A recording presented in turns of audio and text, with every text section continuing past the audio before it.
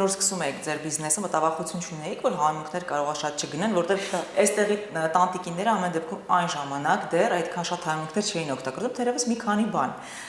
Իմ մաման օրինակ Վրաստանի կողմից է, ինքը սովոր է շատ համեմունքներ,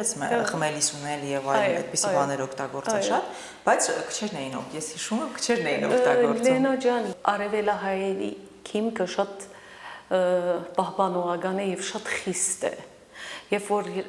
խաշլամա մենք ունեինք, ես լիքը բան գտնեի մեջը լոլիկ է, պղպեղ է, բիվա է, սև քնթիկ, հարամ ես անում, փճացնում ես, ուդելու չէ եւ այլն, բայց հետո գսի մեկը համին նայեցեք, արդեն երբ որ համին գնայեցի գլնի, մենք սրանից ուդենք ու մույսը որ միայն աղով է։ Հեսա գզարմանայի որ ոնց միայն մսաչուրը աղով ինչպես պիտի օգտագործես, բայց դա էլ գալիս է, ես կարծում եմ էլի պատմական կարգավիճակից եւ աշխարհակաղակական թիրքից։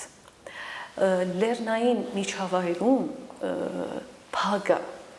չոր է, ամեն ինչի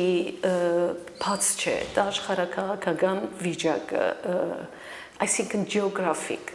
քեզ հնարավորություն չի տալիս, իսկ միջին արևելքը եւ լեռ ունի, եւ ծով ունի, եւ անդար ունի, եւ էս ունի, որ բաց է ավելի։